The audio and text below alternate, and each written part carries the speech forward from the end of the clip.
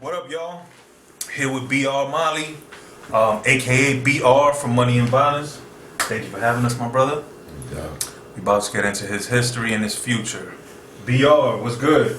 Tell the world about yourself, bro. Where were you born and raised? How'd you get your start?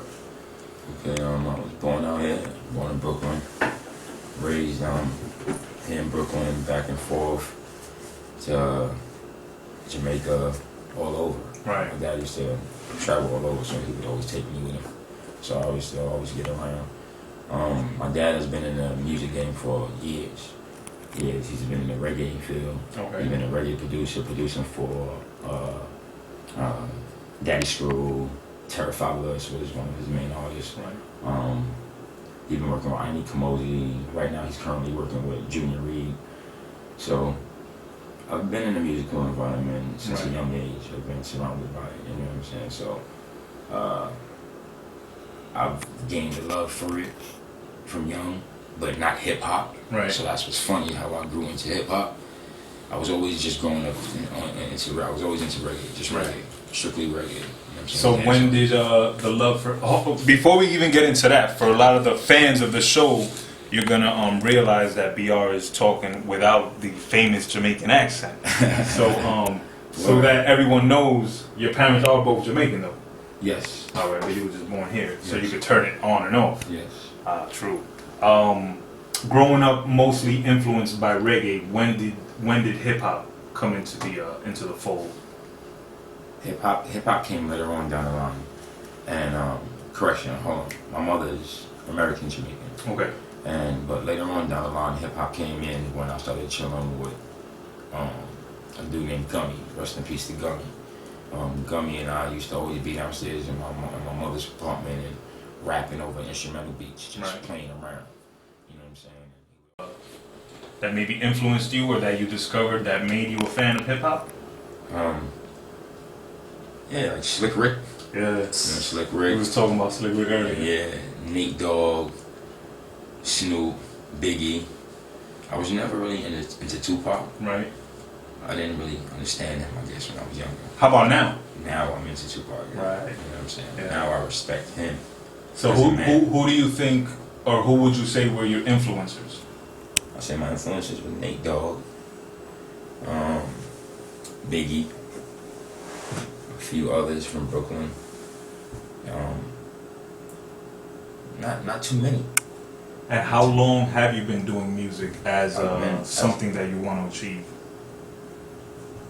For about 10 years now, right? Not wrong. About 10 years or 11 years. About 10, 11 years. Right. And so that y'all know, we're here with BR Malie's partner Grizz. Together they form Local Life. We're gonna get some footage from their video shoots and their upcoming performances and stuff. Now, before we delve headfirst into the music, because I know you got a lot of stuff popping off on that, let's touch on Money and Violence. How did you get involved with Money and Violence? A dude named Versatile, my homie Versatile Excel called me up one day telling me that there's a show coming up, a web series called Money and Violence, and they're looking for underground artists to do soundtracks. So if you got something, you know what I'm saying, if you're able to come up with something, I should submit it. Right. So I'm like, alright, cool, come up with something. Hung up, called me back a couple minutes later, and he was like, yo, hold on, you Jamaican, so I think you should come in and audition. Yo, hold on, but do you know how to talk Jamaican? Yeah. And I started laughing, and I'm like, yeah, I know how to speak patois. Right. And he was like, oh, alright. So I came in one day, and it was like, you're gonna do this, and you're gonna come in and be a yardie from Jamaica to avenge a dude named Donovan. But they didn't have a direction for me. Right. Me, as just the person I am, I guess I sort of gave them that impression. Right. So he was like, I think you should be like the rebel, you know what I'm saying, like the hard-headed one. So I'm like, oh yeah, I think that could be kind of easy for me, you know what I'm saying? But I started doing it, and people started. You know, had you done any form of acting before? No, never. All right, because the character, or you portraying the character, is one of the characters that kind of jumps off the screen. is real believable. Me and my man, you're one of the characters that we talk about. I told you that when I met you. Your character, for some reason, kind of stands out, and the rebel aspect is definitely believable, and the anger that's displayed and stuff, the betrayal that you went through, it definitely reads across. So with no acting experience, like, do you think it's just natural, or are you pulling from something, or from someone maybe you knew? Actually, I've never acted before, but I've always been an entertainer. Right. So it's sort of the same thing, you know, in a sense. Right. Because I used to flex dance on BCAT. Okay. You know, that's from Jamaican. It came from Bruckup, and from Bruckup we created a style called flexing, and we basically just was dancing strictly to reggae. So creating routines, when it came to creating routines or just being on stage, remembering these routines and coming up with them, just the whole idea of it is sort of the same thing. So once I became an artist, it wasn't too hard. It wasn't really hard for me. It was really easy as an artist. And then when I became an actor, it was just the same thing to me. I just was like, you know what? I don't know how to go about this. I don't know how to do this, but you know what? I think it's like this. You know what? I'm gonna try this. And I just I just say to myself, like, when I go in there, just give it my all. Don't block everything out and focus on what the job is. You know what he said? I'm working with this guy. Okay. And then I can't lie, at times when I was on the set, I needed that rage to come out. Right. So I would just think about things that brought that rage to me. You know what I'm saying? You pull it from inside. Yeah, and I would just display it. Now with the script, is your dialogue 100% scripted, or do you get the freedom to add little character nuances into it? Yeah, they give us the creative space. So it's cool like that. And that's probably why it's easier for me to emphasize on it. Yeah. Now, how has the feedback been? The feedback has been incredible. Like, the fans have been, they've been the best, you know what I'm saying? Right. They've been showing me nothing but love. They've been supportive of my whole journey, my whole experience. And have you gotten any professional feedback? Yeah. Definitely Ebro from Hot 97. Right. He awarded me the best supporting actor on Money and Violence. Yeah? No shit. Yeah. And so he posted it on his page. So when everybody was like, yo, I just saw everybody at me. And I go on Ebro page, I see the big post, and I'm like, oh. Then I just saw this shit going all over Instagram. Then people started telling me, like, yeah, like, I was, as far as season 1, like, I was the best actor in the whole show. You know what I'm saying? And I was like, word. At first, I'm like, come on, like, you know, like he did good, you know, he did good, like, are you sure? It's hard to believe when it's yourself. Yeah, it was. But I'm telling you, because that's the first thing I told you, like, you're definitely one of the best, definitely one of the most memorable characters on the show. Yeah. Have you gotten, or have you been back to Jamaica since, or have you gotten any feedback from your people in Jamaica? No, I haven't been back to Jamaica since, but yes, I've been getting feedback from people from Jamaica as well. And they're loving it as well? Yeah, I got people hitting me up straight from Jamaica, and they telling me everything, you know what I'm saying? They're like, they can't wait for me to get out to Jamaica. Right. But at the same time, it's like, the buzz is there in Jamaica, but not everybody know about Money and Violence in Jamaica, you know what I'm saying? So until it gets to that point, or at least when 50% of Jamaica knows about Money and Violence, I'll be able to go over there. Right. It'd be well, the thing about the show, as far as I know, there isn't much that's gone into marketing or promotions. It's been mainly word of mouth and sharing. Definitely. So from where it started, I mean, the circle's grown probably almost to a global level, if not in every pocket of the world. But definitely there's people in Jamaica that know about it. There's probably people in China, you know, little groups of people and stuff. That's how it's going to get out there, by word of mouth. Exactly. Yeah, so until it gets out there, like, to the point where people are really, really talking about it in Jamaica, then it'll be easier for us to go over there and market ourselves. Right. You know what I'm saying? So until that point, then.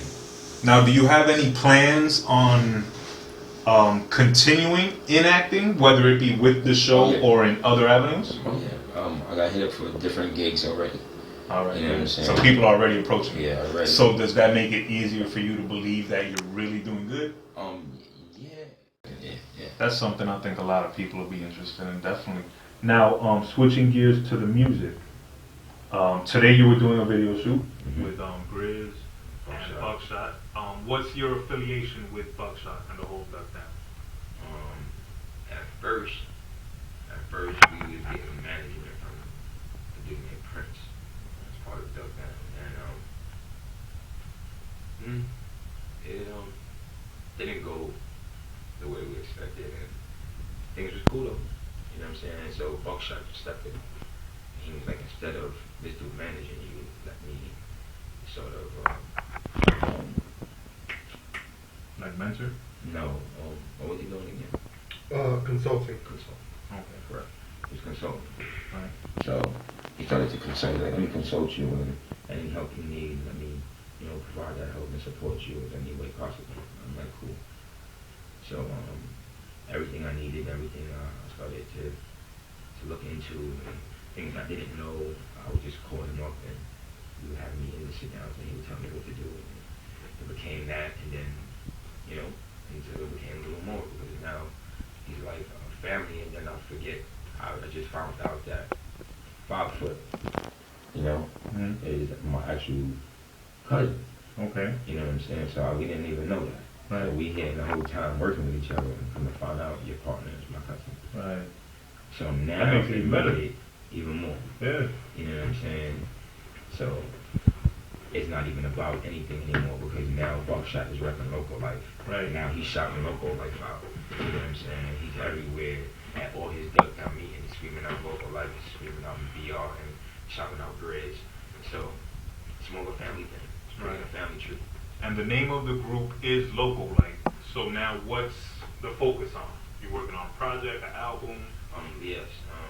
Grizz and I are working on a local life mixtape, Okay. featuring a bunch of other locals, upcoming locals that they've been around for years as well, but now they're coming up and they're doing their thing as well. So we got them featured on the project.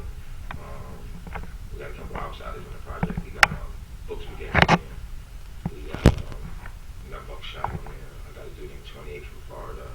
He's a Win Squad. He's part of Win Squad, which is on the Nappy Boy with T-Pain and them. Okay. He's on there. It's a couple dudes. It's a couple other dudes. I won't say. I'll just keep the rest of them until Right. And when are we looking to, or better yet, when are you looking to release the project? I'll say the mixtape we're trying to release in July. Okay. July, sometime July. That's right around the corner. Good. Yeah. Along with the project dropping, are you guys going to be performing? Putting on shows and stuff? Yeah, we're gonna start performing. Right now, it's a whole bunch of people that's been hitting us up, but we're not trying to perform now. Right. Because we haven't, we ain't reached exactly what we're trying to reach. So Right. we haven't achieved that yet. So until we get there, then we'll start picking up the shows. You know what I'm saying? So yeah, we got a lot of work to do right now. So once we get this work out the way, then we'll start working on other things. Right. And now, are you looking to get signed, let's say, to a major, or are you looking to kind of keep it independent in the vein of Duck Down? Or does it not matter? It matters because I want to be independent, but at the same time, I want a deal, but Right. not a. The deal brings you the ears of the world. It's certain things, yes. It's certain things that I want to do in order to get in certain places. Right. You know what I'm saying? So it's just a stepping stone for me. It's not where I'm trying to be. It's just a stepping stone. I have to go through it in order for me to reach my goal. So what are some of the end goals? We're trying to have local life. Like a label? As a label, and an independent label. Right. I'm trying to go full time with acting.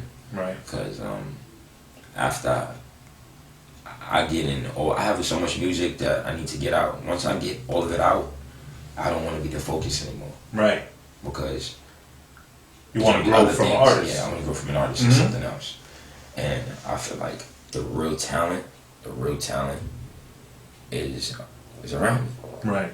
And I have talent that's around me, and I want them to get the shine that they Right. deserve. You know what I'm saying? They may not have the grind, or they might not have certain things in place to do so. But that's what I'm here for. I'm here to make sure that the team gets what they need to. Yeah, you open the door for them. Exactly. So that's what we're doing right now. We're working hard, and it's a bunch of bunch of music we got. Right. And it's a Let the people know where they can hear your music. You can go on SoundCloud, DatPiff, Live Mixtapes, Spinnerella.com. You can practically go all over. Just Google it. Google local. Like now, the video you were shooting today. When is that gonna premiere? Do you have any idea? Not exactly, because we shot that today, so I was waiting for Shatik to get back to me. But when you look up the music, it's not under Local Life. It's under VR Malie. Okay. So all my music is under me. Everybody else don't have the music out right now. The only person that has out a project right now that just recently put out a project is Grizz. Right. Grizz just put out a project entitled 1990 something, which is on SoundCloud. Right. And you can find it other places as well. It'll be on iTunes soon as well. It's a great project. It's dope. Like, yeah, we got to hear some of that today. It's definitely hip hop. It's definitely New York. yeah. So everybody, make sure y'all check that out on the SoundCloud. BR MALLIE, right? 2 L's or one? M-A-L-I-E. MALIE BR Malie And Grizz. Grizz on the track. And Grizz on the track. G-R-I-Z-Z on the track. There you go. So check that out on SoundCloud. So let the people know what we can expect from you. Let's just say throughout the rest of this year, because I know with the ultimate goals, that's going to take time to come to fruition. But what are you focused on completing, or what do you hope to have accomplished by the end of 2016? It's a lot. Right now, at the end of 2016, I'm trying to get my mother and my father into a house. That's my real goal right now. So that's my first goal. Right. To get them into a place. Once I do that, then everything else is coming after. Right. So my focus is not only to get them. Everything after that is my acting, because I want to go full time with that. I want to go with this music. I want to put out this project because I have so much music to put out. I have a project entitled Damaged Goods. Okay. That's a solo project? Yeah, solo project. Okay. Entitled Damaged Goods. That, basically. It's done? Almost. It's practically done because most of the songs is done for it already. Right. And then it's another project that is called Every Day is Wednesday. It's another project. I have most of the tracks for that as done as well. Right. So it's just this mixtape that me and Grizz will be working on, and these new projects that I'm coming out with. Right. So once these projects get out, then I'm going full-time acting.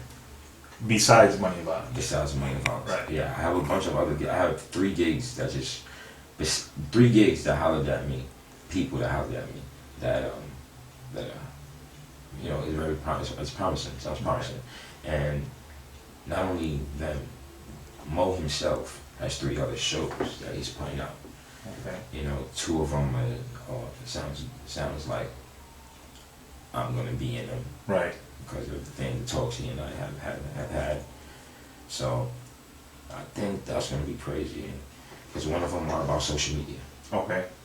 Just about social media. And that is a subject that everybody nowadays, or mostly everybody nowadays, can touch. So that show is just about social media. Right. And now we spoke about this off the record. As far as acting, you told me you don't want to be typecast as the Jamaican thug per se. Yeah, that's so. Yeah. Is there any role that you would like to try to conquer? Not to say I have a role in particular that I'm right aiming for. I don't know. So do you think you would be able to conquer like a romantic comedy, or? I wouldn't go for a romantic role. I don't know. I would try it. Yeah, I would definitely try it, but something more action. More. Like you want to kick some ass and shit. Yeah, I want to do action. I want to do drama. Do you also have any aspirations as far as writing or producing shows? Or are you just trying to stick to the acting for now? For now, acting, one thing at a time. Right. Yeah. So down the line, you never know. Yeah, I'm definitely open for it all. Like I'm open to it all. So whatever, what I feel like whatever I want to do, I'm gonna try. Right. You know what I'm saying? So I'm not gonna stop myself and cut myself short. And now, as I tell people all the time, we're living in the age of the entrepreneur where anything you want to be, you can attempt to be without going through the channels that you used to have to go through. I don't want any restrictions. I don't. Right. Yeah, I need creative. You know, I need to be open-minded. I need to have. You know, that's how I feel like the best are able to even be creative. Right. You know what you I'm can't saying? put limitations on creativity. No. Now, you got the show Money and Violence, the season finale coming up this Tuesday. You got the music bubbling, and then do you plan to kind of use one to fuel the other and kind of sew them in together? Yeah, definitely, because that's what I did. I didn't know Money and Violence was going to be Money and Violence. Right. I don't think anyone did. No. Yeah, It's I not think what I that caught expected. the world by surprise. And one thing Mo told me is, you know, expectations lead to failures. Right. You know what I'm saying? So I don't have expectations anymore. Right. I just go with it. If I feel like it's right, if I feel like I'm with it, if I get the vibe for it, I'm just gonna go with it. And when he came and presented it to me, I got the vibe that it was something. Right. Not that it was gonna be something big, but I liked the idea of what he was doing. Right. Just the idea of it. And I was like, yo, this. And just so we're clear, you met Mo pretty much when you went to submit music or to audition for the show. It's not one of the cases, because I know a lot of the guys on the show have known each other for years, 20 years or so. Nah, you and Mo just met for the show. We just met. I never knew him. I seen him around the neighborhood, but I never knew him. Right. You know, we from the same neighborhood. I ended up knowing after when I met him, we found out we know so much of the same people. Right. You know what I'm saying? And a lot of people I know is his family. Okay. So I used to chill with a lot of his little cousins, you know. Is he a little older than you? Yeah, Mo is about 39, 40. Okay. You know, I'm 30, Right. 31. Okay, so he does have a few on you. Yeah. But again, just to bring it back, that goes to show again that it wasn't him. You know, not to say that he would or anything, but it wasn't him keeping you on the show because you're his boy. Yeah. It was honestly the reaction and the feedback from the fans. The fans. Basically telling them, you know, we need to keep this guy on the show because he's doing the kept damn me thing. by popular demand, and that shit was just so dope. Yeah. You know what I'm saying? People just coming at him like, yo, no, keep him. If you kill him, I'm not watching no more. If you do this, I'm not. believe it. And I was like, word? Now, how often do you walk down the street and people just be like, observe? All the time. I could walk to the store and people would be driving by and they'd be like, yo, observe. And I look and I just put my arm over the baby. That's good. That, you know, you've done something that people are gonna remember for a long time. Definitely made an impact. Yeah, definitely did.